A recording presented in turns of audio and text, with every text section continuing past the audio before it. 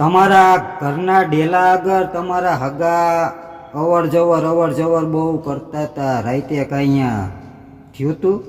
કાંઈ નથી થયું ભાઈ. ટીહલો બી ગયો.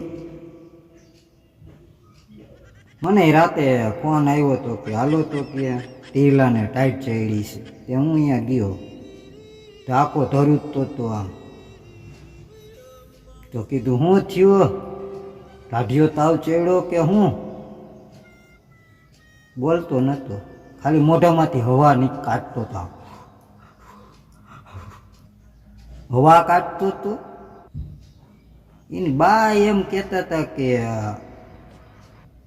દી આઈથ મેં વાડી બાજુ જતો હતો ને ગામના ચોરે પીપળા આગળ કાંઈક એને થઈ ગયું. અહીંયા સાંભળ્યું છે મેલી જગ્યા છે. બૈરગું તો નથી ને કાંઈ એને. એવું કાંઈ હોય નહીં. થયું તું હું? એ કે હું તો અહીંયા બેઠો તો એને બા વાત કરતા હતા. એ કે સાયકલ લઈને આવતો હતો ને 2-3 વાર ચેન ઉતરી ગઈ ત્યાં.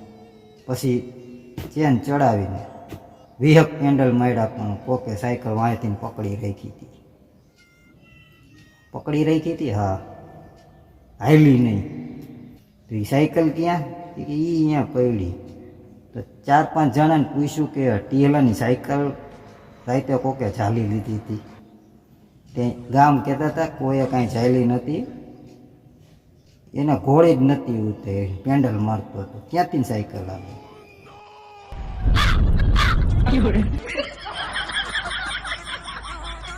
કાંઈ બી નથી ગયો, એને વેમ છે.